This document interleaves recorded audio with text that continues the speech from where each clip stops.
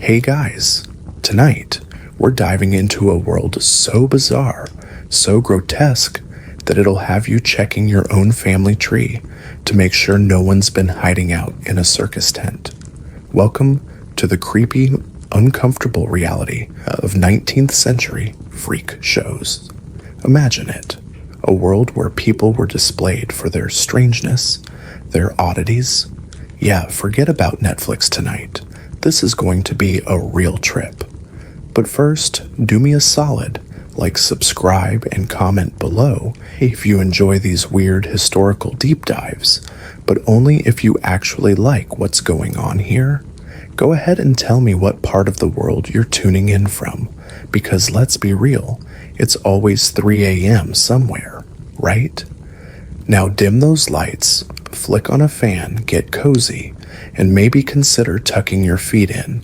No one wants circus clowns nibbling at their toes, right? Now let's take a minute to think.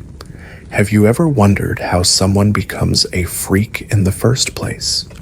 Who decided that someone with a condition should be put on display for the world to gawk at? What was it like for the performers? Was there a dressing room? Did they get to leave after their shift? And how did the audience react? Did they applaud, or did they just point and laugh? Well, congratulations. You've just woken up in the 1800s, and guess what? It's circus time. Your name doesn't really matter. Just try not to stand out too much. This is a world where what you look like will either make or break your entire life, and in this case, your life's about to be turned into a public spectacle. Let's begin. Welcome to your first day as the Wild Woman. You've been labeled this, not because you're some untamed force of nature, but because you perform in a cage. Imagine that, living in a world where you're not only confined to a metal structure, but also to the role they've assigned you, wild, untamable, and entirely defined by your external appearance. This is the life that awaits you in the 19th century circus, and unfortunately, it's not as glamorous as it sounds. You're introduced to your cage like it's your new home, and frankly, it might as well be. The bars are cold, and the straw you'll sleep on smells faintly of sweat and old food. The audience is already whispering and pointing, sizing you up. There's no escaping the fact that you're not just a person anymore. You're an attraction. Your wild persona, cultivated for the amusement of the crowd, is now the defining characteristic of your existence. The label stuck, and now it's all you have. Every day you're expected to perform. But unlike the lion or tiger in the next cage, who is admired for its strength and beauty, you, the Wild Woman, are meant to make the audience feel something deeper.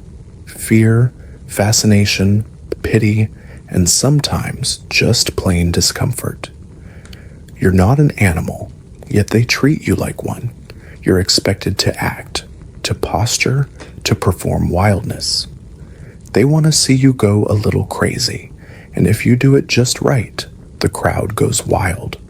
But if you fail, they'll just move on to the next spectacle, and you'll be forgotten. As you begin your daily routine, you can't help but wonder how this came to be. How did your life get reduced to an act? Was it the money? The chance for fame? Or were you just trying to survive in a world that doesn't care much for people like you? You're not the only one asking these questions. You can hear other performers, the bearded lady, the tattooed man, whispering the same fears. They've all been branded and put in their cages, each one of them expected to perform and be content with the attention that comes with it. The cage isn't just a physical structure, though. It's a mental one, too.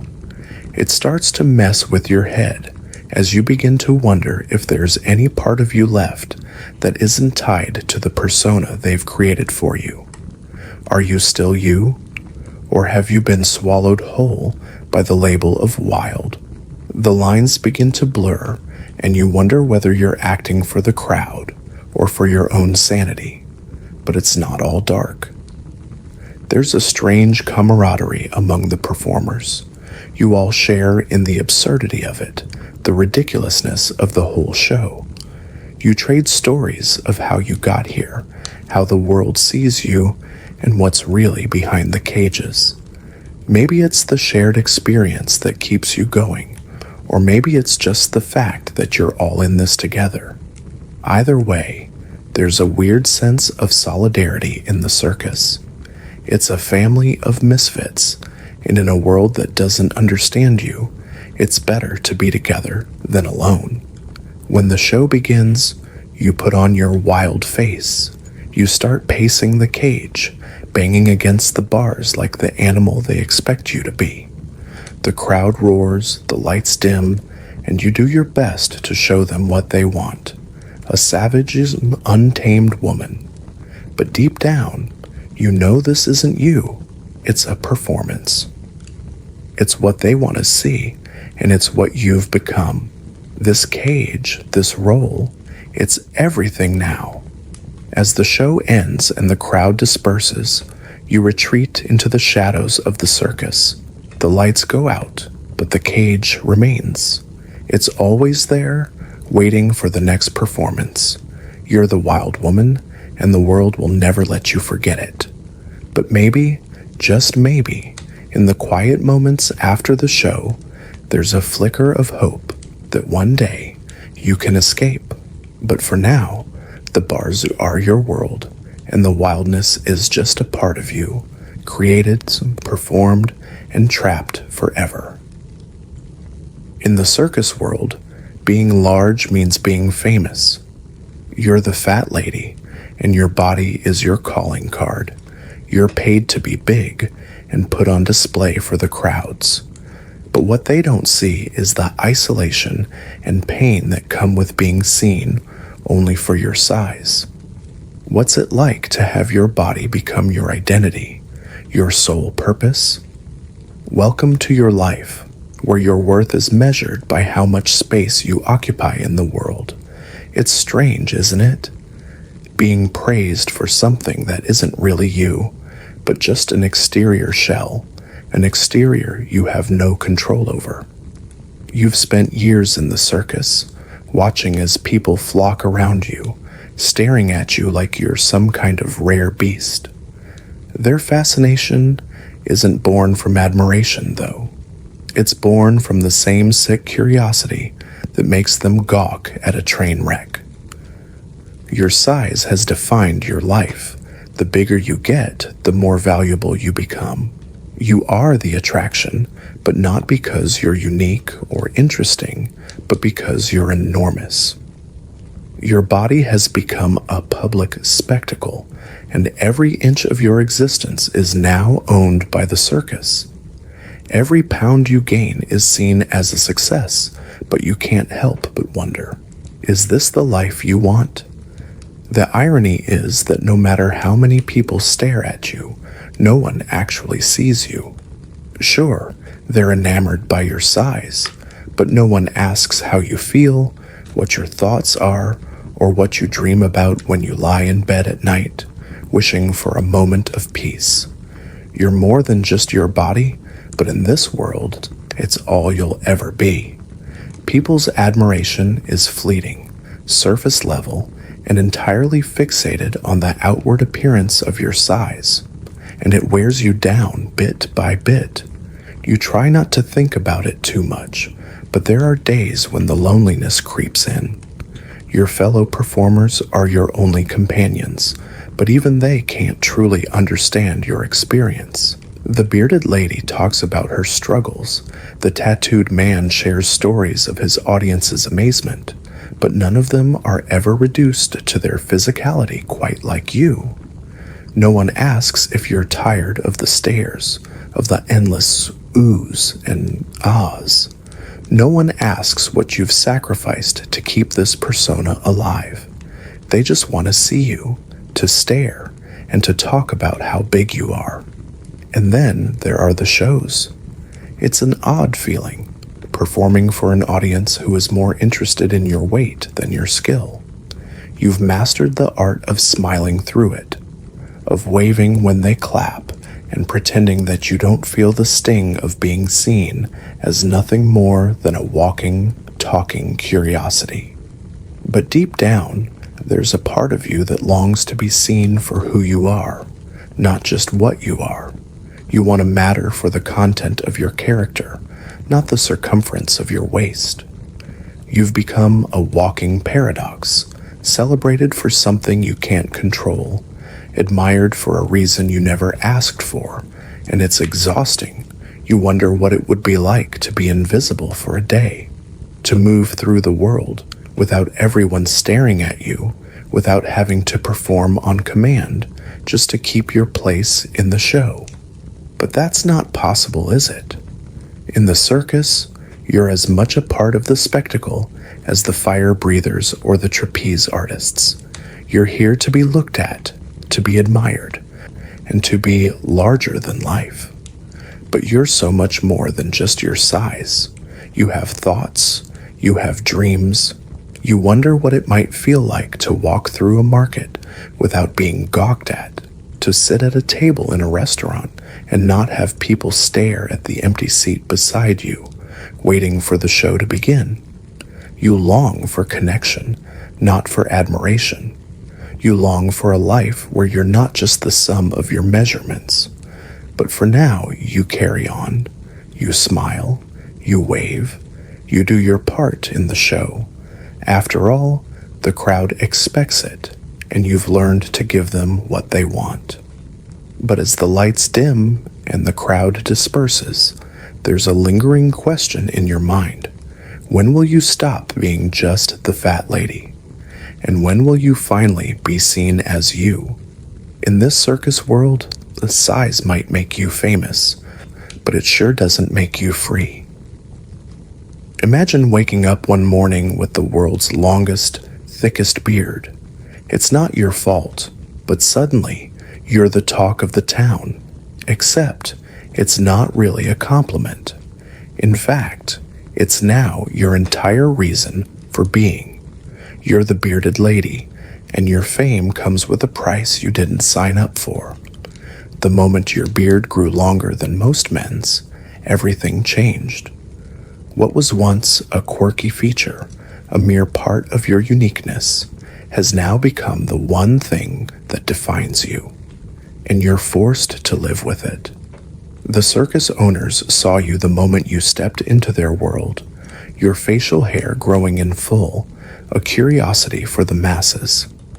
They didn't see you, they saw potential, and from that moment on, your beard became your entire identity. Overnight, you were transformed from a woman with an unusual but harmless trait into the bearded lady, a title that would define you for the rest of your life. Every day you put on your costume, not to play a part, but to play yourself. The crowd waits, whispering, staring, eager to see you. They don't care about the woman behind the beard, they just want to gawk. They want to witness your strangeness and maybe laugh at your expense. You're displayed for their amusement, as if you're a rare animal, a novelty to be poked and prodded by their eyes. In their minds, you're the bearded freak, the woman whose very existence is an oddity. But deep down, there's more to you than just facial hair. You're more than the sum of your whiskers. You have dreams, thoughts, hopes, but none of that seems to matter. All anyone sees is your beard. It's as if the rest of you has been swallowed up by the sheer enormity of your facial hair. You can feel it, the way the world constantly reminds you that you exist to be looked at. Every step you take is scrutinized, every move you make calculated. You are the bearded lady, and that's the only thing people care about. The circus becomes your life, and you're caught in its bizarre rhythm. You're not just living in it, you're defined by it. And while the crowds may cheer, you can't escape the isolation that comes with this fame. The other performers talk about their acts, about their experiences, but for you, there's no act. There's just the beard. Your identity is no longer yours. It belongs to the circus. It's a painful reality that you come to terms with, but only because there's no other choice. You're in too deep. And it's not just the public that defines you by your beard. It's the circus. The owners push you to grow it longer, thicker, to make sure you stand out even more. But what do they care about your comfort, your dignity? They're making money off your uniqueness, and that's all that matters to them. You're a spectacle, a show, an attraction meant to bring in the crowds. It's as if you've been reduced to a sideshow, something to be stared at in awe, but never understood. Behind the curtain, away from the gazes of strangers, you wonder who you would be if you weren't the bearded lady. What would your life look like if you were just you? Could you ever go back to being a woman without a label? Would anyone ever see you for the person you are, not just the strange, hairy woman they came to see? These questions linger in your mind, but they go unanswered. The world you live in is one that doesn't ask those kinds of questions.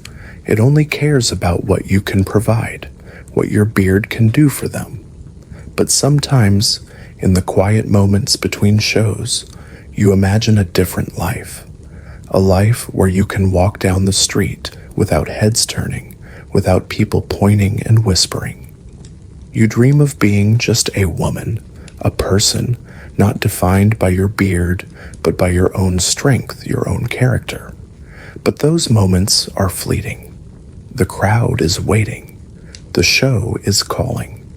And you know what you must do. Step into the light, take your place as the bearded lady, and give them what they want. Your beard might have brought you fame, but it has also brought you a life that is not entirely your own. It's a life that's both a gift and a curse, a ticket to the spotlight that comes with an unwelcome price.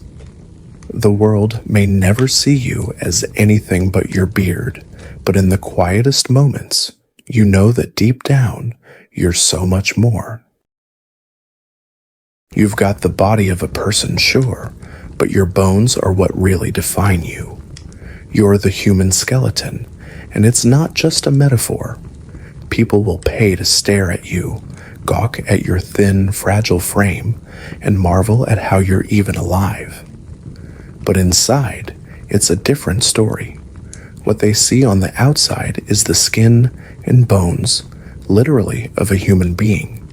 But what they don't understand is the daily struggle it takes to simply exist in a body that defies the laws of nature. You've never really felt at home in your own body.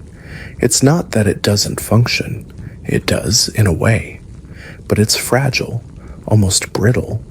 You've never known what it's like to move without thinking about each joint, each bone.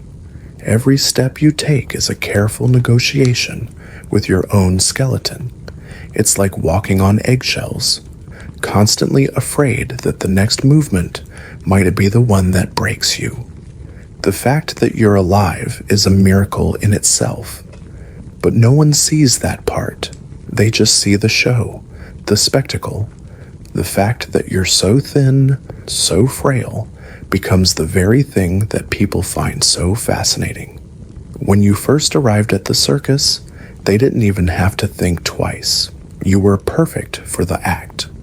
It was as if your body had been crafted specifically for their entertainment.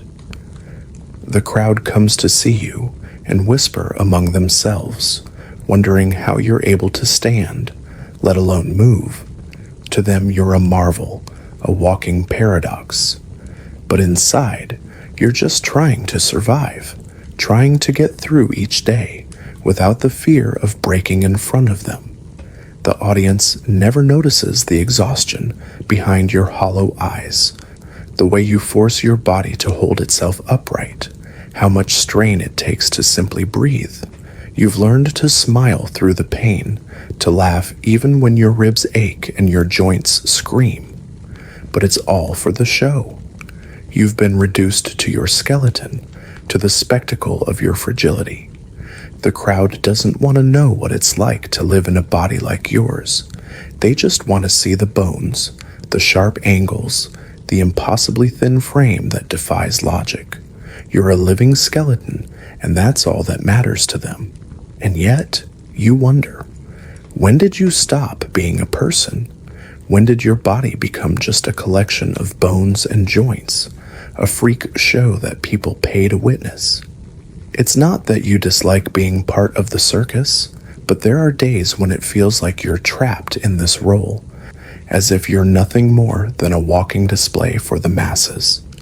You've become so used to the stares, the gasps, the whispers, that it's almost as if you've lost track of who you were before all this started. At the end of each show, the crowd disperses, and you're left alone with your thoughts. You retreat behind the curtain, the lights fading away, and the applause dying down. You're just you again, a human skeleton, feeling the weight of your own existence press down on you. But what does it mean to truly exist in a body that feels like it's always on the verge of collapse? How do you live in a world where your body defines you and yet doesn't feel like yours? It's a strange thing to be constantly observed, to live in a body that doesn't quite fit with the world around you. The circus is your home now, but at times, it feels like a gilded cage. The crowds come and go, and they always see you as something different, something to marvel at, to fear, to be fascinated by. But when they leave, you're left with the quiet reality of living in your fragile body, the bones that hold you together, but never truly let you feel whole. Sometimes, you wonder what it would be like to be seen for who you are, not just for the bones you were born with. What would it be like to step outside the circus, to be treated as a person and not a spectacle? You've learned to live with it, to smile and entertain, but deep down, there's a yearning for something more, a life where you aren't just the skeleton, but a human being with feelings, thoughts, and desires beyond the stage. But for now, you're trapped in this skin and bones existence, forced to perform for an audience that will never truly understand you. They'll never know the pain it takes to hold yourself together, to push through the cracks in your body and keep smiling. And as long as you remain the human skeleton, that's all you'll ever be, a living, breathing curiosity, waiting to be gawked at once again. Your face is not just unique, it's terrifying. You've been labeled the Elephant Man because of your distinctive, monstrous features. And while the crowd may marvel, there's no getting away from the fact that your life has been irrevocably changed by your appearance. It's not that you didn't have a life before. There were moments of peace, moments of hope, moments where you felt normal, but those moments feel as distant as the stars now, replaced by the harsh reality of living in a world that fears what it doesn't understand. The circus was supposed to be an escape. It was supposed to be a place where you could hide, where your face wouldn't cause fear, but instead, it became your prison. When you first joined, you thought you'd be among others who understood what it meant to be different. After all, you weren't the only one with a unique body in this strange world. But the truth is, the more you performed, the more you realized that the circus wasn't there to help you. It was there to exploit you. You became a sideshow attraction, a living, breathing spectacle for people to gawk at, to point at, to stare at with awe and horror. And so, you played your part. You stood in front of the crowd, bowing, smiling, putting on a performance. But deep down, you knew the truth. The audience wasn't there for your personality or your talent. They were there to see the freak. They were there to witness the spectacle of a man whose face had been twisted beyond recognition whose features were so monstrous that they could barely comprehend your humanity. And you were expected to smile through it all, to play along, to entertain them with your discomfort. But it's hard to smile when the whole world sees you as a monster. You've spent your entire life trying to find a place where you could belong, but it's hard to belong when your very appearance repels people. When you walk down the street, people gasp, they scream, they run away from you as if you're the embodiment of their darkest fears. Even the children, who are usually so innocent, look at you with wide, terrified eyes, as though they've seen a ghost. And yet, here you are, forced to stand on display, to give them what they want: fear, fascination, and amazement. But it's not you they're interested in. It's the idea of you, the idea of something grotesque, something unexplainable. There are nights when you lie awake, staring at the ceiling of your tent, wondering what life could have been like if you had been born normal. Would you have had a family? Would you have fallen in love? Would you have had friends who saw you for who you truly are, not just for the face that you were cursed with? You've spent so much of your life hiding behind a mask, but the mask is your face. And no matter how many times you wish you could shed it, you can't. You can't help but wonder if anyone would ever look past your face, if anyone would ever see the person inside. You long for a moment of normalcy, a moment where you're not the center of attention, a moment where people don't whisper behind your back, don't stare, don't recoil in fear. But that moment never comes. Instead, you're forced to perform again and again, always giving them what they want: the freak show, the grotesque, the unusual. You are the Elephant Man, and that's all you will ever be. And yet, there's a part of you that refuses to give up. You keep going, not for the applause, not for the money, but because there's a tiny spark of hope deep inside you. It's the hope that one day, someone will see you for who you are, beyond the skin, beyond the face, beyond the name you've been given. Maybe one day, someone will see the man you were before the label, before the crowds, before the circus. But for now, all you can do is keep performing, keep smiling, keep standing there waiting for the world to see you, not as the Elephant Man, but as just a man. Because deep down, you're more than your face. You're more than your deformities. You're a person with dreams, with hopes, with fears. But in this world, it's hard for people to see past what's on the outside. All you can do is hope that one day, someone will finally see the real you. Until then, you'll be the Elephant Man, the spectacle, the sideshow. But you won't stop dreaming of the life you could have had. Imagine a world where you're not just covered in tattoos for fun, but because it's your job to be on display. You are the tattooed man, each inked mark a story, a symbol, a reason for people to gather and point. What happens when your tattoos become more than art? They become the only thing people see? For you, these tattoos are more than just ink on skin.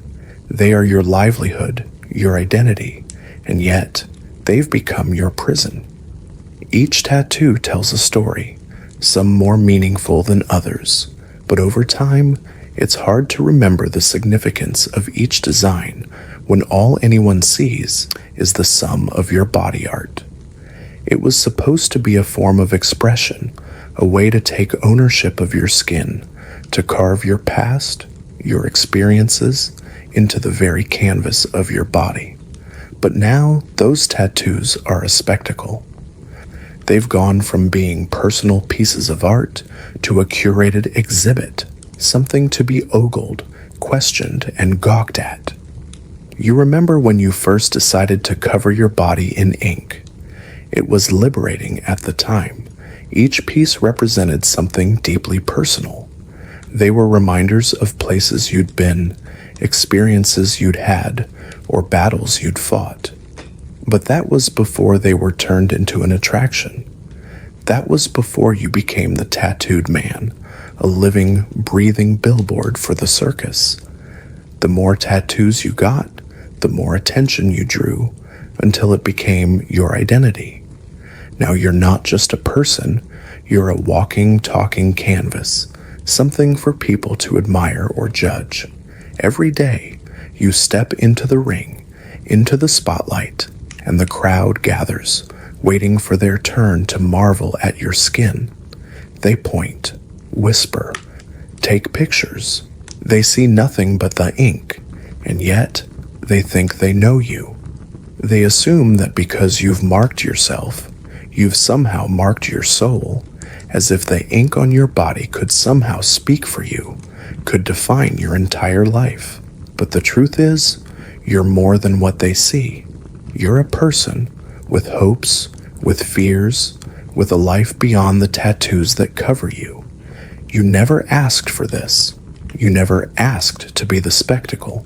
At first, it seemed exciting.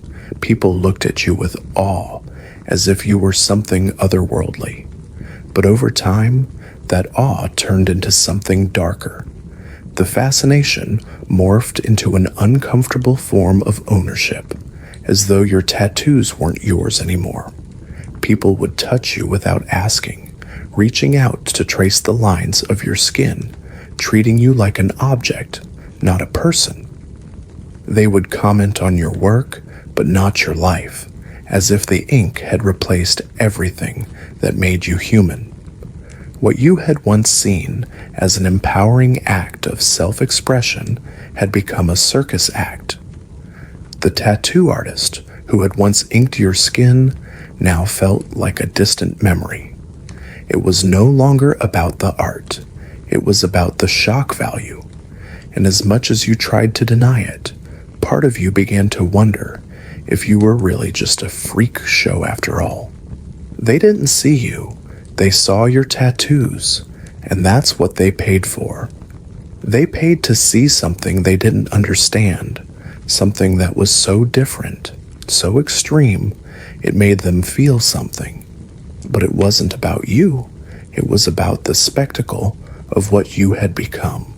At night, when the lights are dim and the crowds have left, you sometimes wonder what your life would be like if you hadn't chosen this path.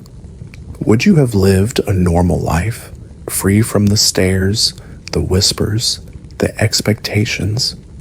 What would it be like to walk down the street without everyone knowing your name, without them knowing your story, not through your tattoos, but through who you really are? But those thoughts are fleeting. There's no going back now. You're the tattooed man, and that's all anyone will ever see. There's no escaping the stares, the questions, the fascination. Your life is a show, and whether you like it or not, your body is the performance. And so, you keep going. You keep living in the spotlight. Keep entertaining the crowd, because it's the only life you know. You've become a living piece of art, but sometimes you wonder if you're still the artist, or if you've become nothing more than the canvas. And in those quiet moments, when the tent is empty and the world goes silent, you realize that the true art was never in the tattoos. It was in the person beneath them. But it's a little too late for that now. You're the tattooed man, and the world will never forget it.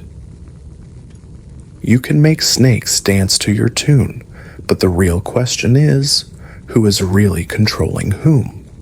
As a snake charmer, you're expected to captivate the crowd with your ability to handle venomous creatures, but in the end, are you more trapped than they are?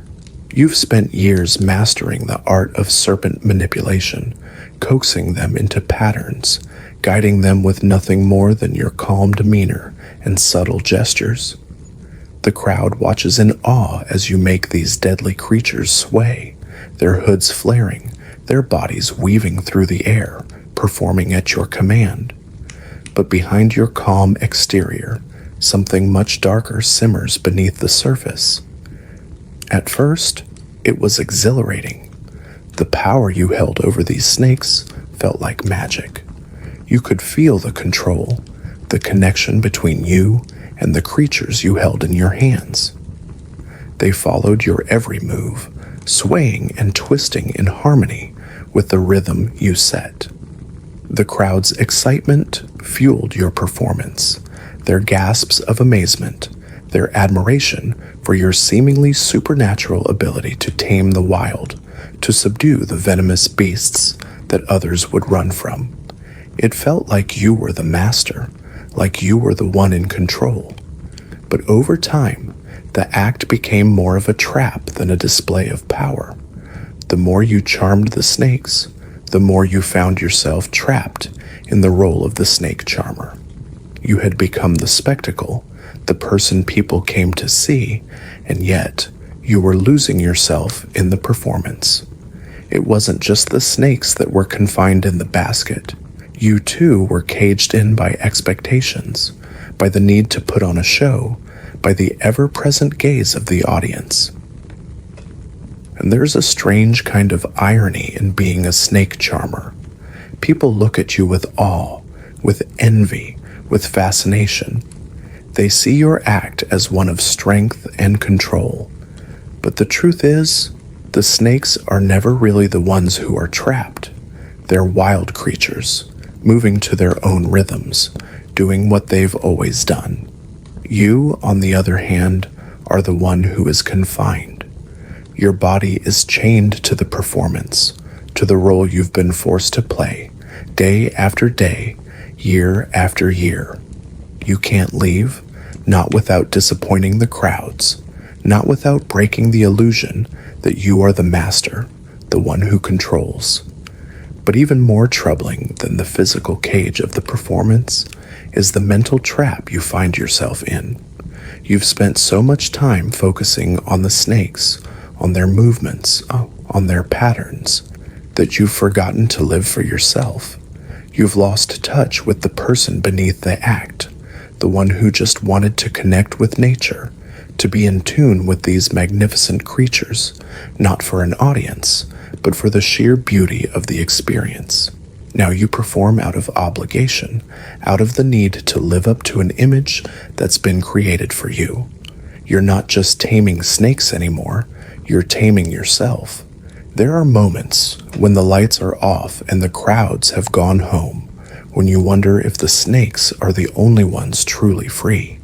They slither in the dark corners of the tent, moving without direction, without purpose. They live for the moment, for the next instinctive movement, while you remain tethered to the expectations of the world. They don't perform for anyone. They simply are, and maybe, just maybe, there's a part of you that envies them, but you can't leave. You've been doing this for so long, it's become who you are. The snake charmer, the master of venom, the one who can make a deadly creature bend to their will. There's no going back now. The audience doesn't want to see you without the snakes. They don't care about your dreams or your struggles. They just want to see the show. They want to feel the thrill of danger without ever facing it themselves. And so, you give it to them, over and over again. And yet you wonder, who is truly in control here? The snakes? You? Or the crowd? Are you their puppet, performing for their amusement? Or are you merely a spectator in your own life, trapped by the expectations of a role you never intended to play? As the show ends, you pack away the snakes, their hissing and slithering becoming distant sounds in your ears. The tent empties, and you are left alone with your thoughts. The crowd has gone, but the question remains. When will you break free from the performance, from the cage that holds you, and find your own freedom once more? What's it like to set yourself on fire and still be expected to smile through it all? Welcome to the world of the human fire, literally setting yourself on fire for the entertainment of others. Let's talk about how you became the fiery spectacle that no one can forget. The act itself sounds simple, doesn't it? You light yourself up, you put on a brave face, and the crowd gasps in awe. But behind the flames, there's more to it than just a flash of light and a roar of excitement. The first time you set yourself on fire, you didn't know what to expect. There's a strange thrill in it. The heat, the rush, the way the flames lick at your skin. But as the fire spreads, so does the panic. It's not like the movies, where fire just burns out on its own. No, this is real, and every second you spend engulfed in flames feels like an eternity. You're forced to smile, to put on the bravest face you can muster, while inside you're thinking, is this it? There's no turning back now. You've chosen this, and you have to make it through, no matter how much it hurts. It was supposed to be part of the act, an exciting, explosive moment that would leave the audience on the edge of their seats. You were the human fire, the act that no one could look away from. The circus crowd loved it. They cheered, they applauded, they threw money in your direction. And you, the human fire, were more than happy to burn for them. It was exhilarating after all. The flames, the heat, the spotlight, it was all part of the show. But the more you did it, the more you realized how dangerous it all was. What did it really mean to be the human fire? Was it about being brave, or was it simply about surviving? But surviving isn't always enough, is it? The audience expects something more. They don't just want to see you burn. They want to see you burn and smile through it. There's a sick satisfaction in watching someone endure pain for their entertainment. They want the drama, the risk, the fear, and the control. They don't want to see you struggle. They want to see you overcome. And so you play your part. You smile, you wave, you give them the performance of a lifetime. But deep down, you know that each show chips away at you. Each time you light that match, you lose a little more of yourself to the flames. And let's not even talk about the aftermath. The smell of singed hair, the heat still radiating from your skin long after the fire has burned out. You know that once the act is over, once the crowd has gone home, there's no escaping what you've just done to yourself. The burn marks, the scars, they're not just physical. They're reminders of what you've given up for this act, for this performance. The burns on your skin are nothing compared to the burns in your mind. The constant reminder that you've put yourself in harm's way for something that isn't even real. It's a show, it's a performance, but the pain, the scars, they are very real. You begin to wonder how long you can keep this up. How many times can you set yourself on fire before the flames consume more than just your skin? The audience will never see the toll it takes. They'll never understand the pain that comes with each fiery display.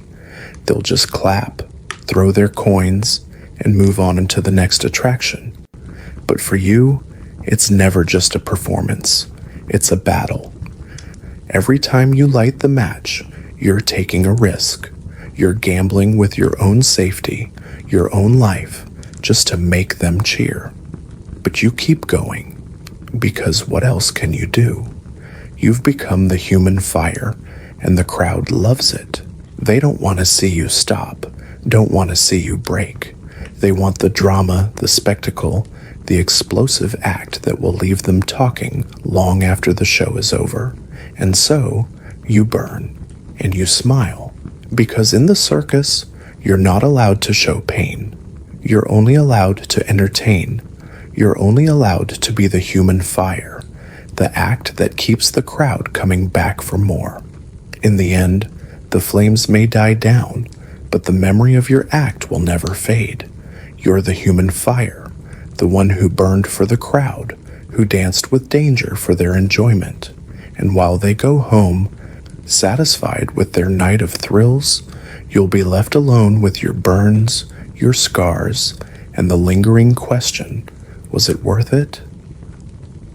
You're the living embodiment of myth, half fish, half woman.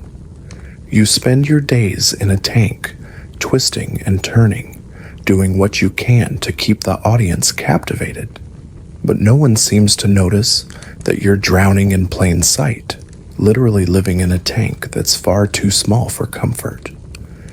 To them, you're a spectacle, a gorgeous, otherworldly creature swimming gracefully through the water. But what they don't see is how each breath feels like a struggle, how your body aches from being confined to this tiny glass box, your movements restricted, your freedom long forgotten. You weren't always like this, of course. Once, you were just a person, a woman with dreams of something bigger, something outside the tank. You had a life, a future, a chance to live freely. But the circus came along with its promises of fame and fortune. And in a moment of desperation, you agreed to become the living mermaid. What was the harm?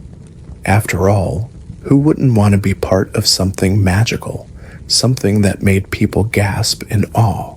A mermaid, an icon of beauty and mystery, enchanting the crowd with your serene movements and mythical allure.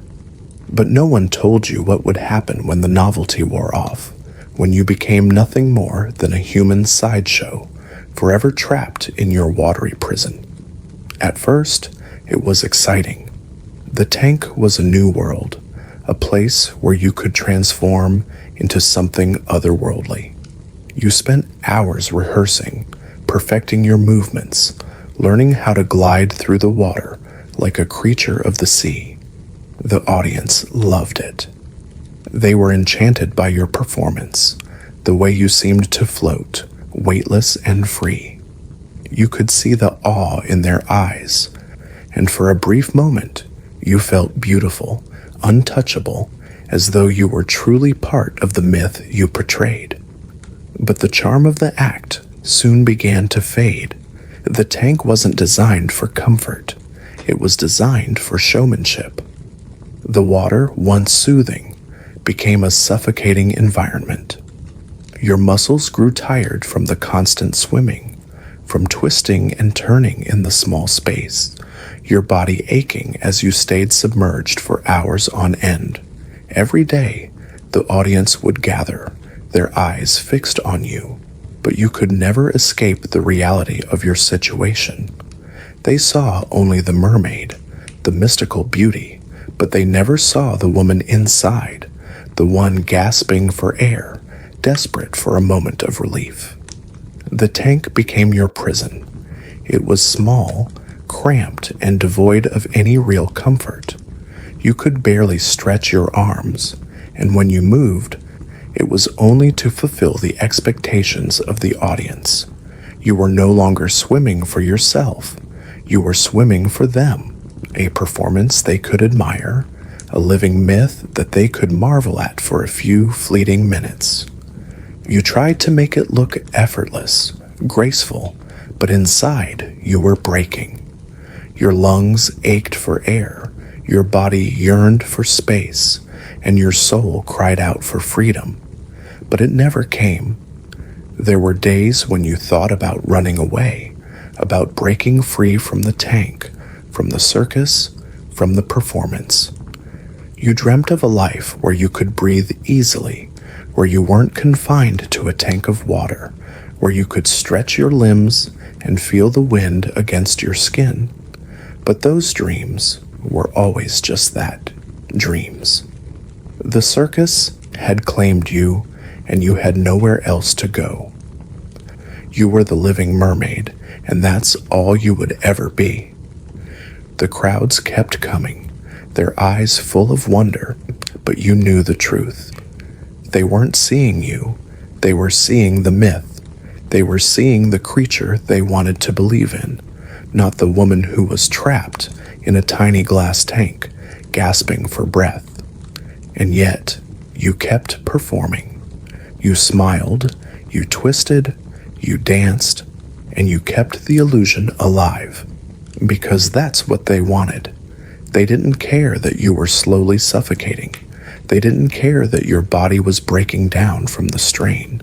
All they cared about was the fantasy, the magic of the mermaid.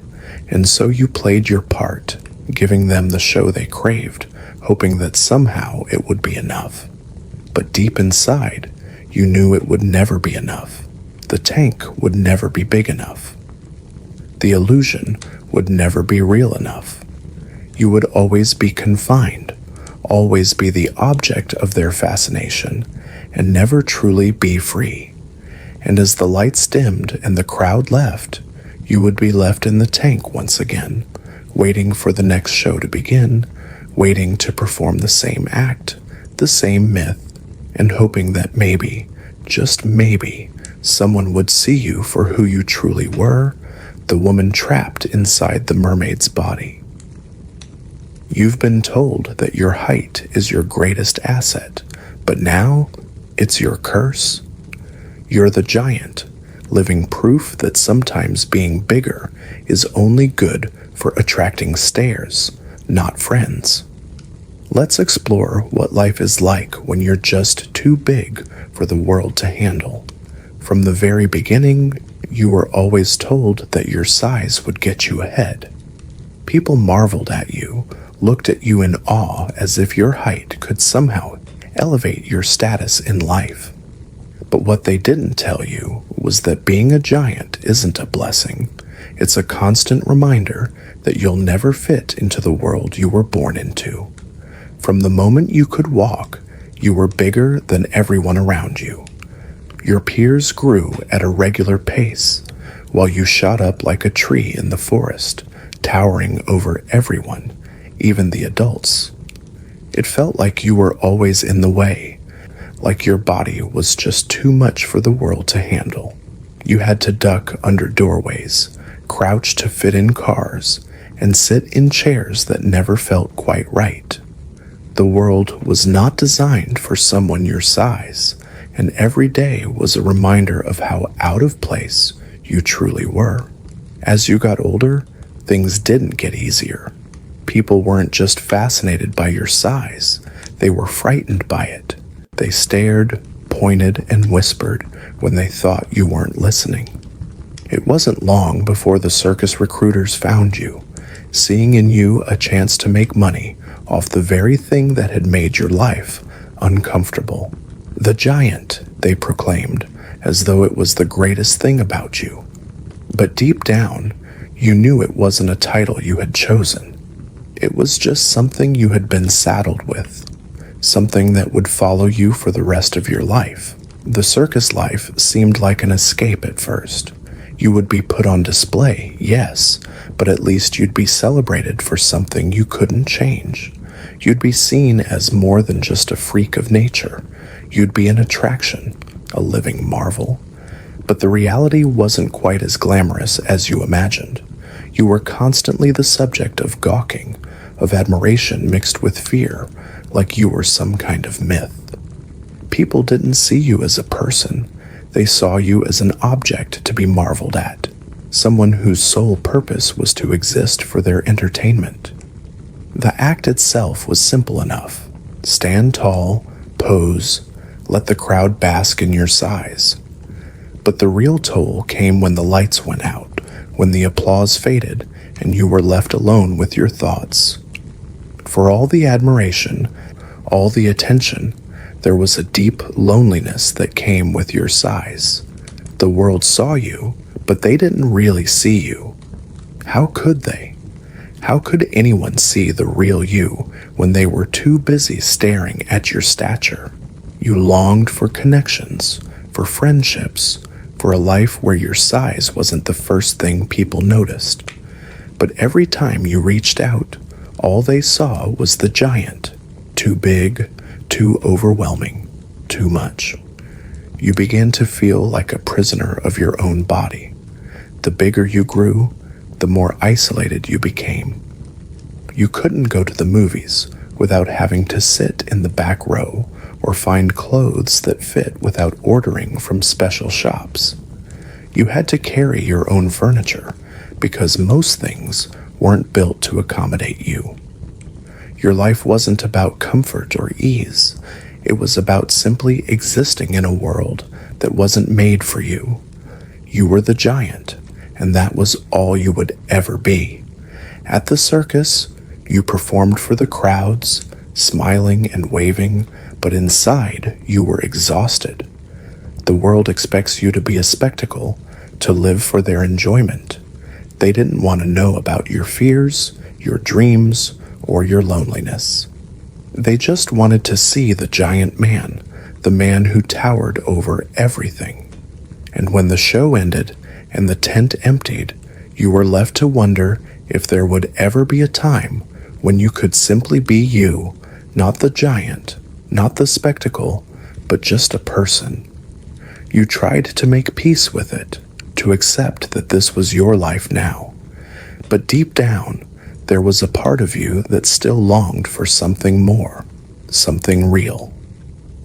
You were tired of being treated like a sideshow attraction, of being judged for something you couldn't change. You wanted to be seen for who you were on the inside, not just the giant that everyone saw on the outside. But for now, all you could do was stand tall, smile, and wait for the next show to begin. In the circus, you were the giant, the one everyone came to see. But when the crowd left, when the lights dimmed, you were just a person, one who had been forced to grow into a life they never asked for. Your bones are all that's left of the person you once were.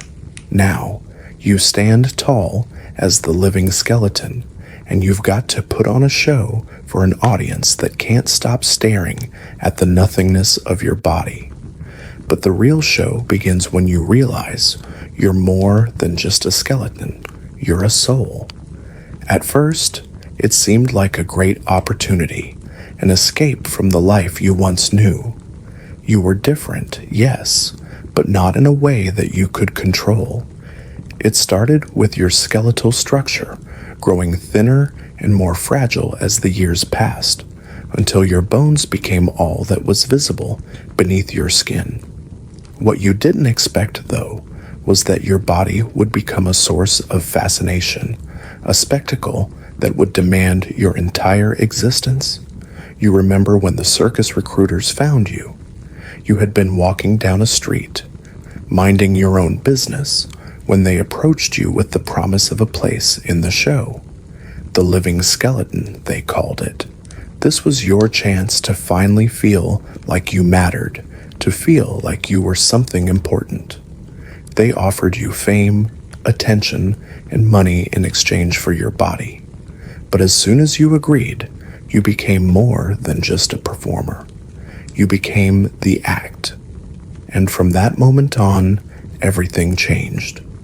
At first, the crowds were fascinated. They marveled at your emaciated form, your bones jutting out at sharp angles, the stark contrast between your skeletal frame and the skin that barely covered it. They stared, mouths agape, as if they couldn't comprehend what they were seeing. You were no longer just a person. You were a living curiosity, a piece of art on display. But with that admiration came something darker, objectification. You were no longer seen as a human being. You were a thing. You were your body, your bones, the spectacle that everyone came to see. The act itself was simple. Stand there, twist, turn, contort your body to show the crowd how thin you had become, how little of you remained. You could feel their eyes on you, their judgment. But no matter how much you moved, no matter how much you tried to show them that you were more than just bones, they only saw the emptiness, the nothingness of your form. They saw your ribs, your spine, your skull, and that's all they cared about. You were defined by what was no longer there. The flesh, the fullness, the life that used to fill you up. The rest was just for show. But inside, you were still a person. You had thoughts. You had feelings. You still remembered who you were before the transformation, before your body became a canvas of bone. You still carried within you the echoes of your past life, the experiences that made you who you were, but no one else seemed to remember that. No one saw beyond the skeleton. No one cared about the soul beneath the surface. You tried to smile for them, to keep up the illusion that you were fine with being the spectacle, with being nothing more than a walking frame. But the truth was that you were anything but fine. You were constantly cold, constantly aching, your body living in a state of perpetual discomfort. Your bones, once the strong foundation of your existence, were now fragile, cracked, and sore. Every movement felt like it could be your last, and yet you were expected to perform, to twist and turn, to pose for their amusement. Your body was a shell, a frame, a prop in a show that demanded more of you than you had to give. But beyond the pain, beyond the aching bones, there was a quiet voice inside you that refused to be silenced. You were still more than just a skeleton. You were still a person, a soul, a human being who had been lost in a world that only saw your physicality. You had something inside of you that couldn't be measured by your bones. You had memories, thoughts, and a life that had once been yours. And though the world may only see you as the living skeleton, you knew that you were more than that. At night, when the crowds had left and the tent was empty, you would retreat into the quiet darkness. It was in those moments that you could finally breathe, when you didn't have to perform, when you didn't have to be just a skeleton. You could remember who you were before all of this, before your body became a display, before your life became a show. You could close your eyes and imagine a world where you weren't an object, where you were just another person, not defined by the fragility of your form. But those moments were fleeting. The world still needed the living skeleton, and you knew that your survival depended on it. So you put on the act. You smiled through the pain, you twisted and contorted, you played the part. Because in the end, the show must go on. But inside, you carried the secret that no one could see. You were more than just a frame. You were a person, a soul, a being with a story of your own. And no matter how much the world defined you by your body, you knew who you truly were. What would it be like to have the body of a human and the face of a dog? To be the dog-faced boy, the star of the freak show, where your very appearance determines your worth? Let's explore how your life became one so long, strange trip. From the moment you were born, it was clear that your life wouldn't be ordinary. The first time your parents looked at you, they didn't just see their son. They saw something they couldn't understand, something they could barely accept. You were different. Your face, unlike anything they had ever seen before, seemed more animal than human. The soft fur, the sharpness of your features, the round eyes, it was all too much for them. And that's when everything began. The circus recruiters found you when you were still young, still learning what it meant to be human, still figuring out how to live in a world that had no idea what to make of you. They saw you not as a person, but as an attraction, a spectacle to be stared at and gawked at. The dog-faced boy was the name they gave you, and it stuck. Suddenly, your life wasn't your own anymore. You were defined by your face, by something you couldn't control, and it became the reason people looked at you, pitied you, stared at you, whispered behind your back. As you grew older, the reality of your existence set in. You were no longer just a boy with an unusual face. You were a creature, a thing, a sideshow that people paid to see. The crowds came, eager to see the boy with the dog's face, to witness something so foreign, so bizarre, that they could hardly believe it. But as they watched, their fascination never wavered. They didn't see you as a person. They saw an animal. They treated you like a pet, a curiosity, someone who existed only for their entertainment. They never saw the human beneath the fur, the thoughts in your mind, the feelings in your heart. You were a freak, a monster, something to be gawked at and then discarded. What they didn't understand was that you were still human. You had emotions, desires, and a life that stretched beyond the limits of the cage they had put you in. But no matter how much you tried to show them who you really were, they only saw the mask you wore, the face of the dog. You were forced to smile, to wave, to perform for their enjoyment. You had to endure their laughter, their pity, their fascination with your appearance.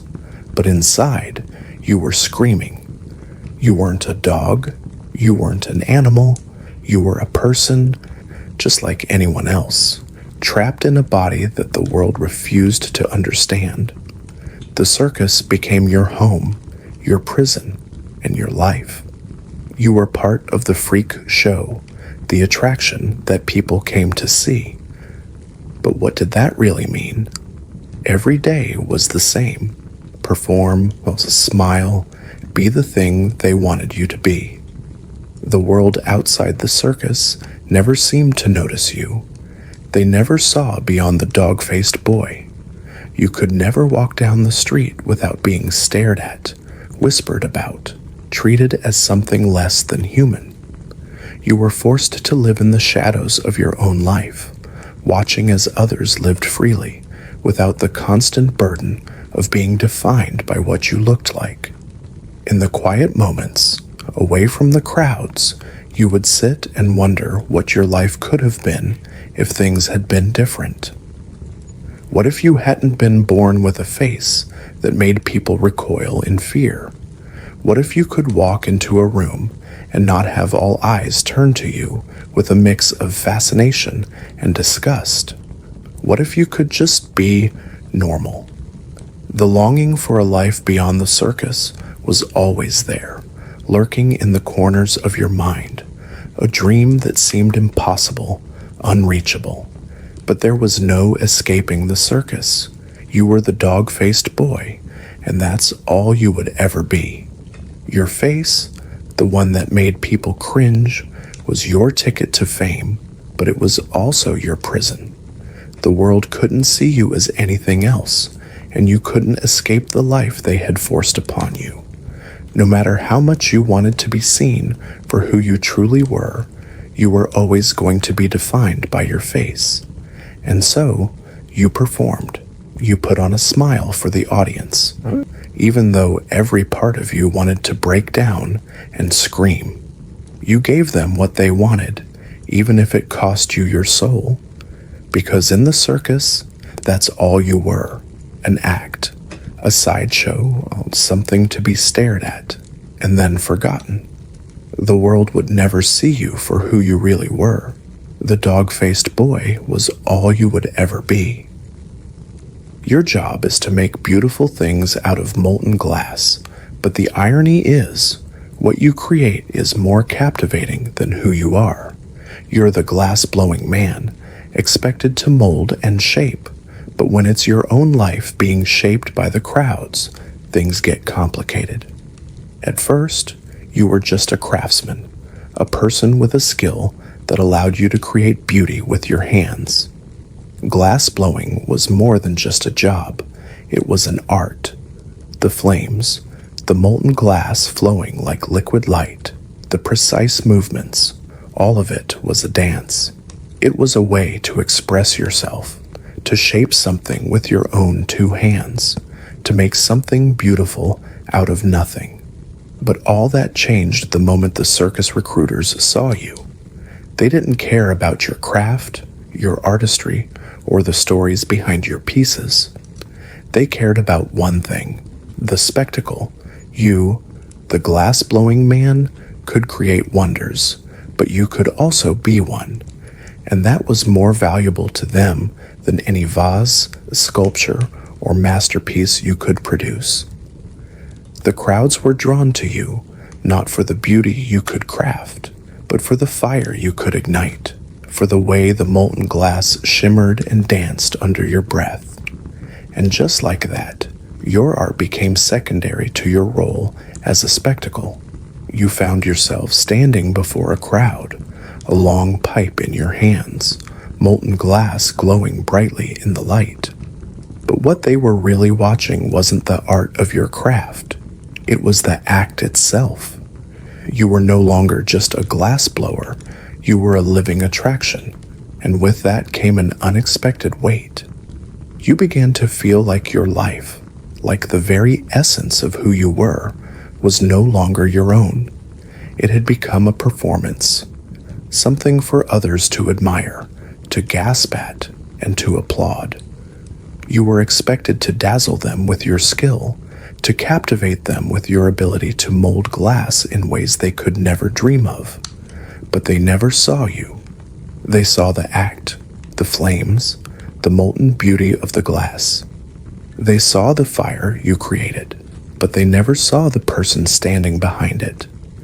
You had once been proud of the art you created, the intricate designs, the delicate beauty of each piece. But now, you were forced to work for the crowd, to perform for their enjoyment. It was no longer about creating something meaningful.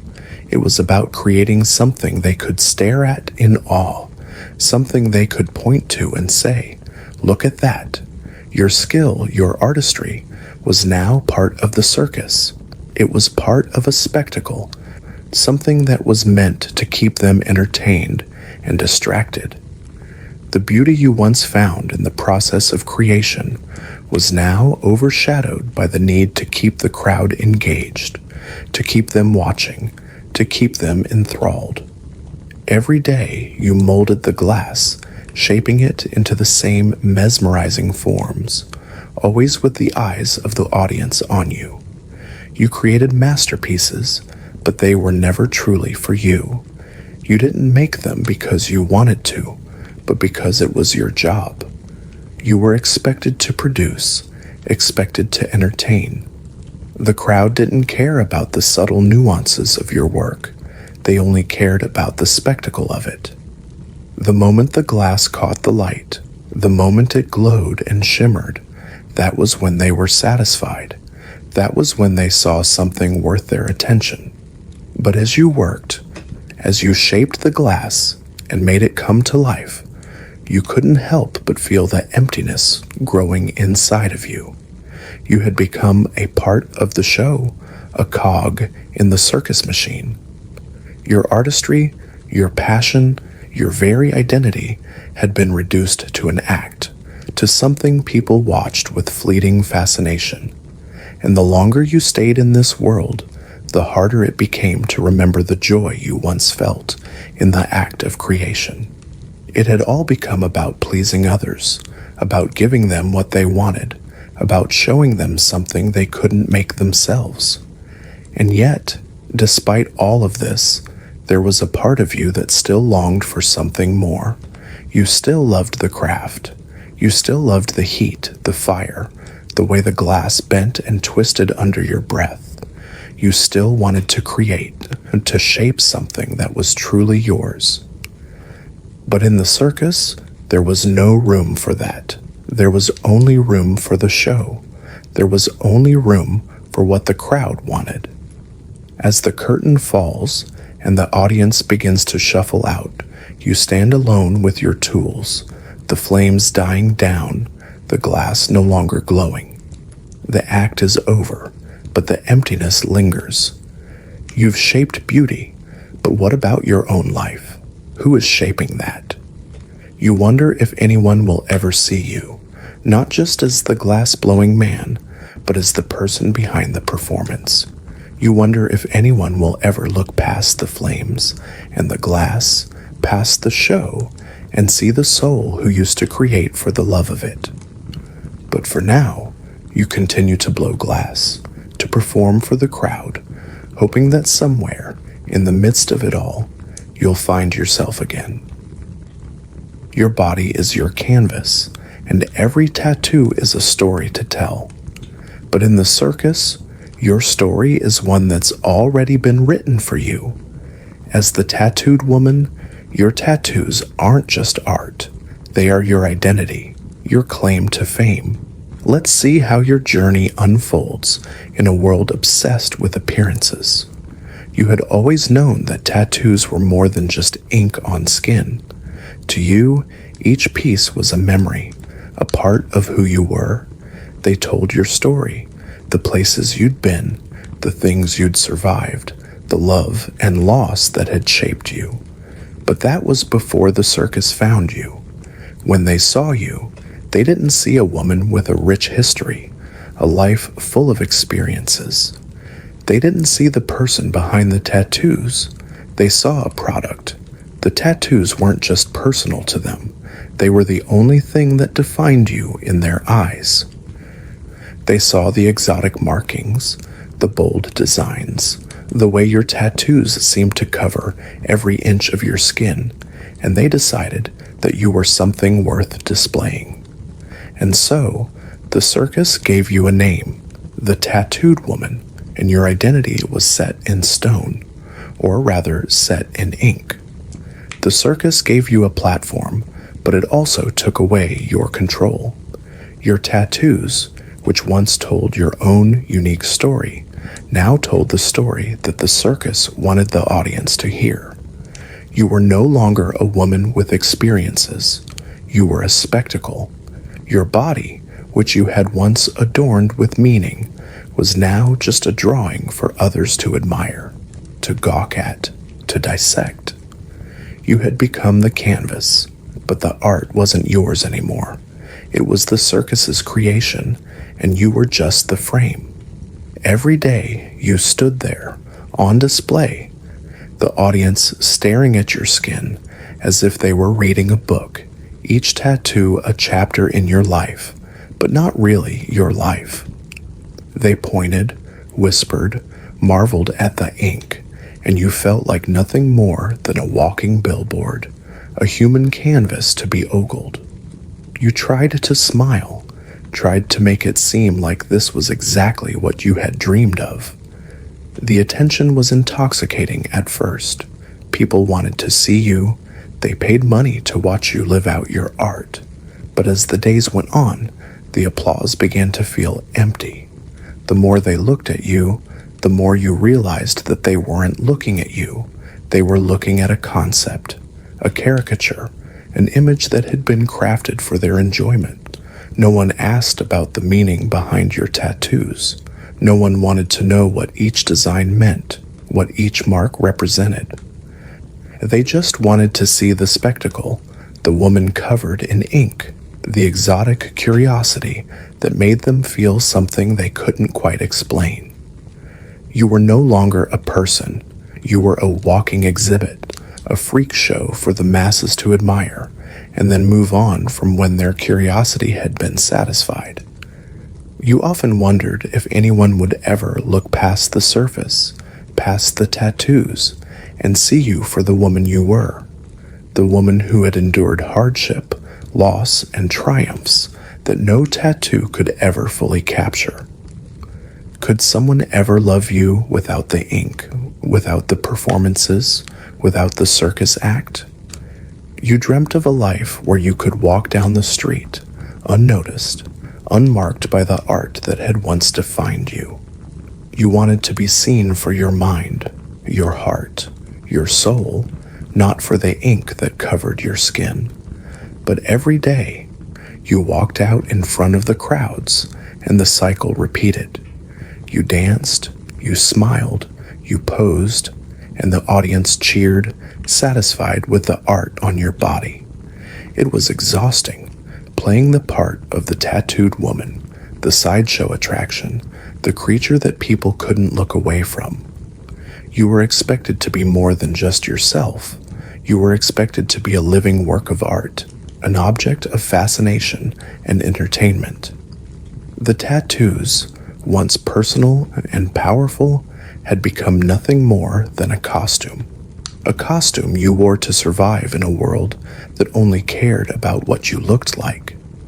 The stories behind each mark, the reasons you had gotten them, the meanings that made them so significant to you, they were all lost in the circus lights, drowned out by the applause and the staring eyes. You were more than just ink, but in the circus, it seemed like that was all you'd ever be. Still, you performed. You stood there, smiled through the emptiness, and gave them what they wanted. And though you dreamed of a life where you were seen for who you really were, you knew that as long as you were the tattooed woman, that dream would remain just that, a dream. The world loved the spectacle, and you had become part of it. But deep down, you held on to the hope that someday someone would look at you not as the art on your skin, but as the person you were beneath it all. You've been turned into a living doll, but what happens when you realize that the only thing people see is your surface? You're expected to be perfect, to be admired, but no one knows the struggle of living as a human mannequin, silently waiting to be appreciated for something more than your looks. From the moment you were chosen, everything about you was curated.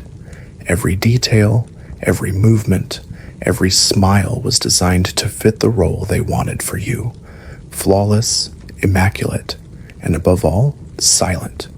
You were a creation, a figure meant to exist only to be admired. But what happens when that image, that perfection, starts to feel like a cage? At first, you reveled in the attention, the admiration, the gazes that followed you wherever you went. It felt like the world had finally taken notice of you. It was intoxicating to be the center of attention, to be put on a pedestal and shown off as a masterpiece. The circus trainers would place you in the most beautiful dresses, powder your face to perfection, and teach you how to move just so. Every gesture had to be graceful, every word perfectly timed. You were an image of beauty, a living doll, and the world adored you for it. But soon, the cracks began to show, both in your body and your spirit. The more you played the part, the more you felt the weight of the role you had been cast in. You could no longer move freely, speak openly, or even express the thoughts that stirred inside of you. You had become an object, something to be admired, not a person to be known. The people who came to see you weren't interested in the thoughts behind the painted smile. They just wanted to see the perfect surface, the flawless exterior. The crowd didn't see you as a person. They saw the doll, the figure, the illusion of perfection. You became a living contradiction, perfect on the outside, hollow on the inside. You couldn't escape the fact that your worth was determined by how well you could maintain that illusion. The harder you tried to break free, the more the world tried to pull you back into the mold.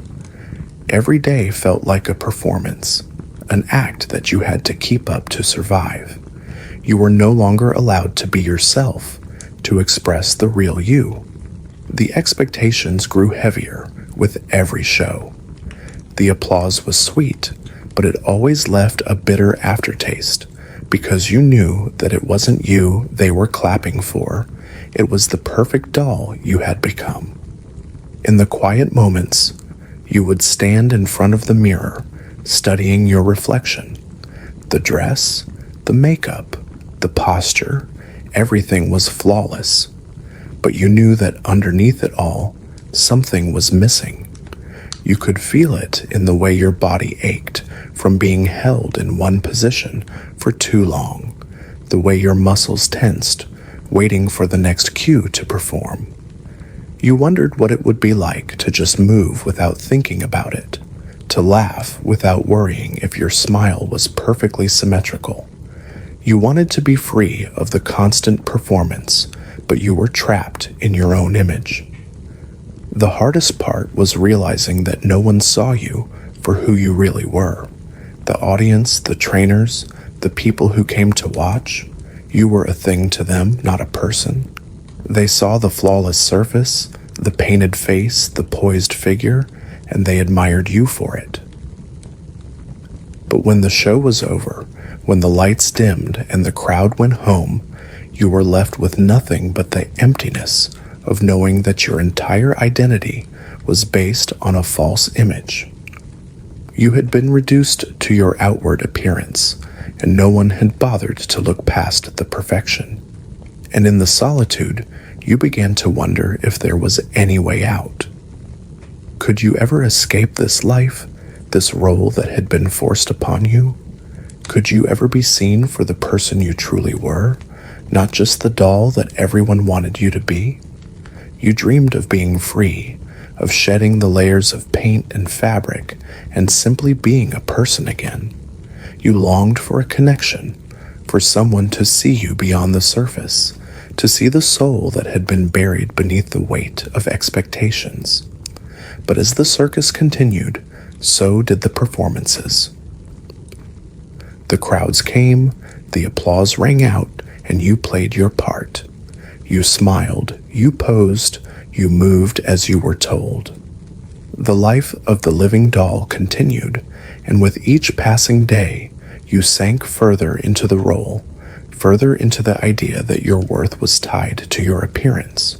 You were beautiful, you were perfect, but you were also alone. In the end, it became clear that the only thing you could truly control was your own reflection. You could choose to see yourself as more than just a doll, more than just a perfect image. But it was hard when the world only saw the surface. And so, you lived your life in the shadows of your own beauty, silently yearning for the day when someone would finally look past the perfect exterior and see the person inside. You and your twin have been inseparable from birth, and now you're the stars of the freak show. Bound by blood, your act is one of unity, but behind the curtain, your shared life is far from glamorous. Let's take a closer look at how your bond both defined and confined you. From the moment you were born, the world saw you as an anomaly, a curiosity, a spectacle. Your connection to your twin was immediate and undeniable, and the bond you shared was as powerful as it was inescapable. But it wasn't just your shared anatomy that made you famous. It was the fact that you were different, the fact that you were joined, and that in the eyes of the world made you extraordinary. As children, your twin bond was something you learned to navigate with a sense of wonder. You relied on each other for everything: your movements, your communication, your understanding of the world. The two of you became a single unit, learning to adapt to one another, to function as one despite being two individuals. In many ways, it was beautiful, a perfect harmony, a partnership like no other. But as you grew older, you began to realize that the world didn't see your bond as beautiful. They saw it as a strange, unsolvable riddle. They didn't care that you had your own thoughts, your own feelings, or your own lives. They saw only the spectacle of two bodies bound together in the most unusual of ways. The circus found you when you were just children, lured by the promise of fame and a chance to escape the world's judgment. The recruiters were quick to offer you a place in their show, seeing the potential for a performance that would both shock and fascinate audiences. The Siamese twins. It had a ring to it, didn't it? Something that would make people gasp and stare, something that would draw crowds. But what they didn't tell you was that this was no escape. You had been put on display, and no matter how hard you tried, you would never escape the gaze of the public. You weren't just two individuals with a shared body. You were a commodity. You were the show, the main attraction, the one thing that people came to see, not for who you were, but for what you represented.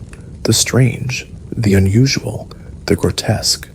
The act itself became a daily routine. You'd stand before the crowd, smiling, waving, playing the part of the Siamese twins. You'd perform tricks, walk together, show off the unity of your bond, all while the audience marveled at your every movement. They stared with fascination, as if they couldn't quite comprehend how you functioned, how you moved, how you existed as one. You played along with the act, keeping up the illusion that this was something beautiful, something worth admiring. But inside, there was a quiet ache. The more the crowd cheered, the more you realized how little they understood you. They didn't care that you were more than just a curiosity. They cared about the spectacle. They saw the body, the bond, the freak show. But they didn't see you. They didn't see your thoughts, your struggles, your individual personalities. You and your twin lived in the same body, but you were so much more than the sum of your parts. You had dreams, desires, and emotions that no one could fully grasp. What did it feel like to have your body intertwined with someone else's, never knowing a moment of true solitude?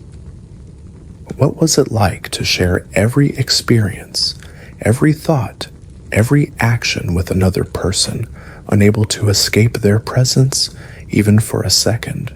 It was a constant push and pull. Sometimes you felt connected in ways that were beautiful, that felt like true partnership. But other times, you felt trapped, suffocated by the weight of never being able to be entirely yourself. The circus, the crowds, the constant need to perform, it all became overwhelming. You couldn't escape the life that had been thrust upon you, the role that had been assigned to you. You were the Siamese twins, and you would always be that, no matter what you wanted for yourself. You could never break free of the act. There was no space for individuality, for separation. Every step you took was taken together. Every thought was shared. Every moment was a reflection of your bond. And while that bond was unbreakable, it didn't always feel like a gift. Sometimes it felt like a curse. But no matter how much you longed for something different, you had a duty. You had to keep the act alive, to perform for the crowds, to give them the show they expected. The circus depended on you. The audience depended on you. You had become part of the spectacle, and there was no turning back. You could only hope that somewhere deep inside, the world might one day understand that there was more to you than just your shared body. That despite the bond, despite the performance, you were both individuals, people, not just sideshow attractions. But for now, that hope remained a distant dream, swallowed by the reality of your life as the Siamese twins. You would perform, you would smile, you would wave. And in the silence after the show, when the audience had gone and the lights had dimmed, you would return to your shared life, your shared body, hoping that one day someone would finally see you for who you really were, not just a spectacle, but two people with dreams, with lives of your own. You're an acrobat, swinging from the highest heights of the circus tent, and you're expected to thrill the crowd with your daring stunts. But the truth is, being so high up isn't always as glamorous as it seems. Let's talk about the constant danger and how you keep your fear from showing. The crowd doesn't know this, of course. They're too busy gasping at your every flip, your every spin, your graceful movements that seem to defy gravity itself. But beneath the thrill, beneath the applause, There's a constant gnawing fear that follows you every time you swing into the air. When you first started, it was exhilarating. Every jump, every swing felt like freedom. The heights, the air rushing past you, the sense of flying. It was all part of the magic. But as the years have passed, something has shifted. The thrill of the stunt has been replaced by the weight of responsibility. You're not just performing for the audience anymore, you're performing to survive. Every leap into the unknown is a gamble, a bet against the possibility of disaster. You've seen others falter, seen them lose their grip and fall to the safety net below, and it's a reminder that the world you've chosen is one teetering on the edge of danger. The circus doesn't care about your fears, though. It only cares about the show. Every day, you are expected to do more, to push the limits of what's possible, to swing higher, to fly further, to take risks that leave the crowd breathless. But as your stunts become more daring, the pressure increases. You're expected to be perfect, to always land on your feet, to never make a mistake. But mistakes happen. They always do. And when you're performing at such heights, mistakes have consequences. You've learned to hide your fear well.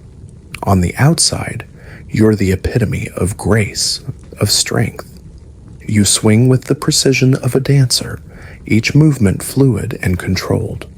But inside, your heart is racing. Every time you leave the platform, there's a split second of terror when you wonder if your hands will hold the bar, if your body will twist the right way, if you'll make it to the next set of hands. It's a brief moment of doubt that flashes through your mind, but you've learned to suppress it.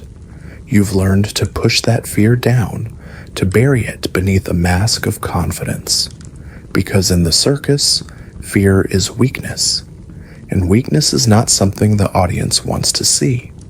The height is both your strength and your weakness. It's the thing that makes you stand out, that makes you special, that earns you the applause. But it's also the thing that makes you vulnerable. You can only control so much. The slightest slip, the smallest misstep, and everything can come crashing down. And that thought never leaves you, not even for a second. It's always there, lurking in the back of your mind, a constant reminder of the danger you willingly embrace every time you swing into the air. The crowds, they don't see that.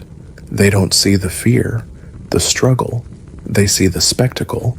They see the trapeze artist, high above, performing miracles, making it look effortless. They see you soaring through the air, twisting, turning, as if gravity has no hold on you. But they don't know that every performance is a battle between you and the sky, between you and the fear that's always there, hovering just beneath the surface. Sometimes, when the performance is over and the crowd has gone home, you sit in the quiet of the circus tent, your body aching from the strain of the show. You think about the next performance, about the next leap, about the next stunt. You wonder how long you can keep up the facade, how long you can keep hiding the fear, the constant anxiety that comes with living on the edge. But then the moment passes, and you remember the applause, the thrill, the sense of flying. And for a moment, you forget the fear. For a moment, it's all worth it. Because for all the danger, for all the risk, there's nothing like the feeling of soaring through the air, of being weightless, of being above it all. The crowd may not see the fear, but they do see the magic. And for a moment, that magic makes everything else fade away. You are the trapeze artist. You are the one who flies. And that, at least for now, is enough. Your skin isn't just unusual. It's scaly, green, and rough. You've been branded the Lizard Man, and your life is spent as part of a sideshow where you're either feared or fetishized. What does it feel like to be seen as a living creature but treated like an object? For years, you've existed in the space between fascination and fear, your every movement scrutinized, your very existence reduced to the strange appearance of your skin. You never asked for this life, never wanted to be part of a freak show, but here you are, trapped in a role that the world has forced upon you. At first, it was overwhelming. You were a child when you first realized that your body was different from the other children. While they played in the sun, their skin smooth and their hands soft, you were left in the shadows, your body covered with scaly patches, your skin green and rough to the touch. You didn't know why you looked this way, and neither did anyone else. But the whispers started early, and so did the fear. People didn't understand your appearance. Some thought you were cursed, others believed you were a monster, and before long, the circus recruiters found you, eager to display you as their newest attraction. They called you the Lizard Man, a name that made your skin crawl the first time you heard it, but also something you eventually came to accept. You learned to live with the label, the stares, the whispers. The circus saw your difference as an opportunity for profit, and so you became a spectacle, a creature to be gawked at, a curiosity for the crowds to stare at in awe and fear. Your life was no longer your own. It was for them, for the people who paid to see you, to marvel at your scaly skin, to laugh, to point, to take pictures, and to walk away, forgetting you the moment they left the show. The act became routine. You'd step into the ring, the spotlight shining on you, the crowd waiting for you to do something, anything that could reinforce the idea that you were something strange, something out of the ordinary. You'd crawl across the stage, stretch your body in exaggerated poses, and perform tricks, always aware of the eyes that followed your every move. The audience saw you as a living curiosity, but they didn't see the person inside. They didn't see your thoughts, your struggles, your dreams. To them, you were a display, a living exhibit. You were treated like an object, a thing to be examined, studied, and then forgotten. And what did it feel like? It felt like you were invisible, except for your appearance. You lived in the shadows of your own body, your own identity. They feared you, but they also fetishized you, unable to look away from your alien features, unable to comprehend that beneath your skin, beneath the scales, you were just like them. You had hopes, desires, and emotions, but to the crowd, that was all irrelevant. You were the Lizard Man, and that was all that mattered. The fear in their eyes never left you, and the fascination was no better. Being stared at constantly, being treated as less than human, was a constant reminder that you were defined not by who you were, but by what you looked like. You tried to hide your feelings, to put on a brave face and give them what they wanted. But inside, the pain was unbearable. The loneliness was suffocating. You couldn't escape the fact that your body had become a prison. You couldn't escape the circus, couldn't escape the role that had been assigned to you. There was no room for you to be yourself, to be a person with complexity and nuance. There was no room for the emotions you kept buried deep within, the parts of yourself you wished the world could see. The world saw your skin, but it didn't see you. It never would. And even when you were alone, when the crowds had gone home and the circus tent was quiet, the silence was deafening. You were still the Lizard Man, even in the dark. Your body had become your prison, and the circus had become your life. You couldn't escape, not without losing everything. You were stuck in this role, caught between being feared and being objectified with no way out. The act would go on. The spotlight would shine on you, and you would play the part, pretending to be the creature the world wanted you to be. But deep down, all you wanted was to be seen for who you were, a person, not a freak, not a sideshow. You longed for someone to look past the surface and understand the person trapped within the scales. But in the circus, the act was all that mattered. And so, you kept performing. You kept living as the lizard man, silently waiting for the day when someone would finally look beyond your skin and see you for who you truly were. Until then, you would live in the shadows, your life a never-ending cycle of performance, staring, and silence. You may be small in stature, but you're big in the circus world. Life as the dwarf comes with its perks, but also its limitations. How do you navigate a world where you're expected to entertain, but never truly be seen as a full person? From the outside, being famous might sound like a dream. Applause, admiration, attention. But for you, it's a reality that feels more like a prison. You've spent most of your life performing, being seen as a curiosity, a spectacle, someone who belongs to the circus and to the crowd's fascination. Your size makes you stand out, but it's never been a choice. It's never been something you could hide. As a child, you never imagined that your height would define your life. You never asked to be different. You didn't ask to be treated like an oddity. But as you grew older, it became clear that your appearance wasn't something people overlooked. It was all they saw. In the circus world, you were not just a person, you were the dwarf. The name alone made you feel smaller than you already were. It wasn't enough that you had your own dreams, your own thoughts, your own desires. No, you had to live up to the expectations of what a dwarf should be in the world's eyes, a source of entertainment, a living spectacle for the amusement of others. The crowds were drawn to you because of your size. They came to gawk, to stare, to marvel at the fact that someone so small could exist in a world that was designed for those of regular height.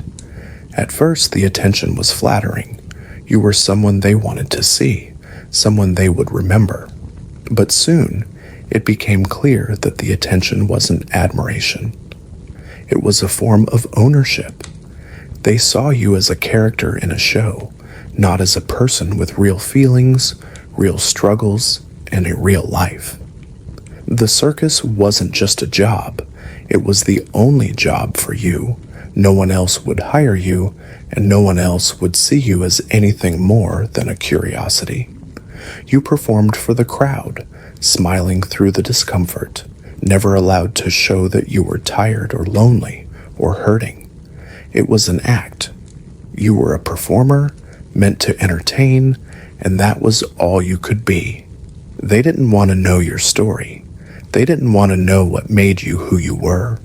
They just wanted to see you perform, to make them laugh, to make them feel something for a few moments. And when the applause died down, they moved on to the next act, leaving you to wonder whether anyone would ever truly see you. Your life, for all its fame, is a constant balancing act. You have to navigate the world, performing to please the crowds while still holding on to some semblance of yourself. You try to find meaning in the work you do, to give it more than just entertainment value, but it's hard when you know that people are only interested in you because of your size. They only want to see you for what you can give them, not for who you are. You long to be seen as more than the dwarf, to be recognized for the person behind the name. But the world isn't interested in the person. It's interested in the performance. In the quiet moments, when the lights are off and the crowds have gone home, you are left with yourself. You think about what your life could have been, what you might have achieved if people saw you for more than just your size. You wonder if there will ever be a day when you can walk down the street without being stared at, without feeling the weight of people's eyes on you, without being labeled and defined by something you didn't choose. But you also know that's not the reality. The circus has become your life, your identity, and it's not something you can easily escape. The perks of fame are always followed by the limitations that come with it. You've gained recognition and maybe even a little bit of wealth, but it has come at the cost of your humanity. You're a performer, not a person. You exist to entertain, to fulfill a role, and in that role, you are bound. But deep down, you hold on to the hope that one day, someone will see you as more than just a spectacle. Maybe you'll find someone who understands that you have a heart, a mind, and a soul that deserves to be appreciated just as much as anyone else. Until then, you'll continue to perform, to smile, to play the part. But inside, you know that you are so much more than the title they gave you. You're a person that's struggling to be seen in a world that refuses to look beyond the surface. You're the ultimate oddity, the most extreme example of the freak show idea. Your existence is a circus act, your body an exhibition. But beyond the surface, what's really happening inside? Let's take a look at how your life was far more complex than anyone gave you credit for. From the moment you were born, you knew something about you was different, something about your body that would set you apart, but not in a way you ever asked for. Your features, your condition, or your physical differences made you the perfect candidate for the sideshow, but it also made you a constant reminder to the world of what they feared or didn't understand. You were never given the luxury of being ordinary. From an early age, you were thrust into a world of stares and whispers. People were fascinated by you, sure, but that fascination didn't always come with kindness. It came with fear, with judgment. You were the human oddity, the one person who could make the audience gasp, stare, and ask questions that were too intrusive to be respectful. And while the crowds may have seen your uniqueness as something extraordinary, you were painfully aware that they didn't see you, the real you. They saw only the spectacle, the curiosity, the thing that made them feel alive with excitement and discomfort. The circus found you when you were still young, and though it may have seemed like a form of escape, it quickly turned into a life of performance. You weren't just living, you were performing for the entertainment of others.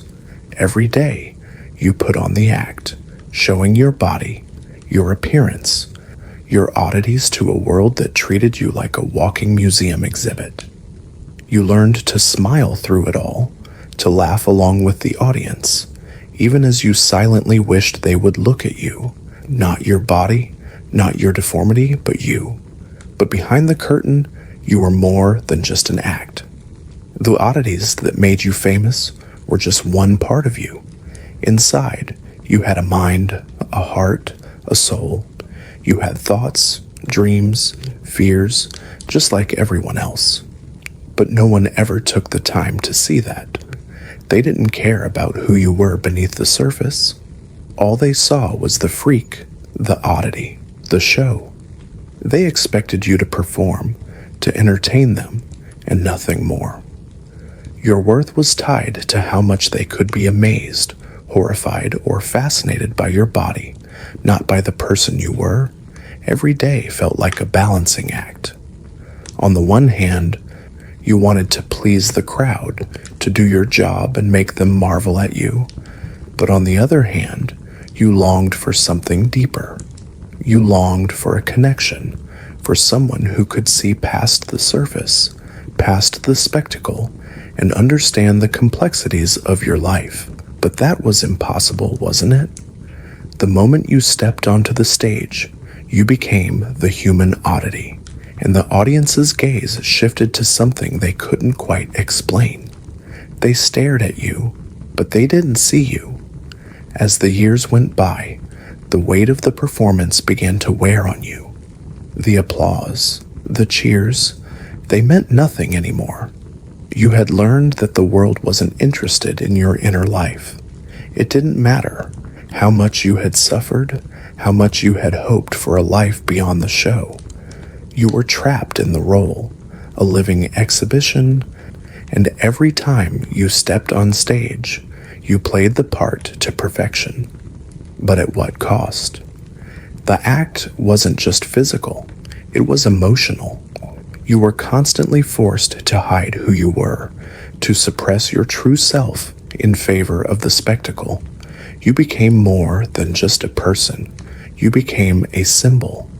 Yet in the quiet moments, you began to realize something important. You had more control over your life than you had been led to believe. The world may have defined you as a freak, a sideshow, a spectacle, but you had the power to redefine your own existence. Yes, the crowds would always see you as the human oddity, but what they didn't know was that your mind, your thoughts, your experiences were still your own. You still had the capacity for growth, for change, for connection. You may have been the ultimate oddity, but that didn't mean you were limited to a life of performance. Your true identity was not bound by the labels the world had placed on you.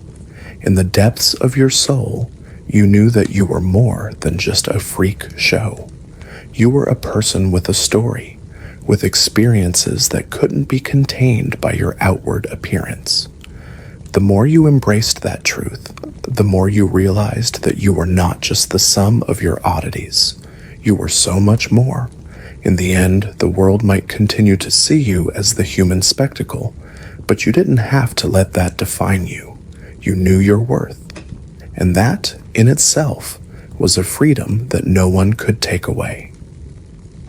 So tonight, as you drift off to sleep, think about the lives we've explored, the lives of those who were forced to become more than just themselves, to become objects, spectacles, and curiosities for the world. They lived through the unrelenting gaze of an audience, always performing, always giving, and yet never truly seen for who they were inside. As you lay there in your bed, comfortable and safe, remember the pain, the struggle, and the resilience of those who were trapped in the circus of their own existence. They survived, not by their own design, but by what the world demanded of them.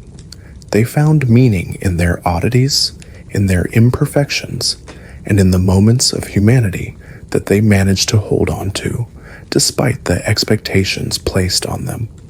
Their lives were filled with hardships we can't imagine, yet they persevered, and maybe, just maybe, that's a reminder for us all to never take for granted the simple freedoms we have, the ability to be seen for who we truly are, not just for the surface we show the world. Because at the end of the day, while the circus performers lived out their days in the spotlight, we too can find the courage to be who we really are, to shed the masks we wear, and to embrace the depths of our own stories. So as you close your eyes tonight, remember that the greatest acts aren't the ones performed for the world. They're the ones we live every day, simply by being true to ourselves. Okay, good night.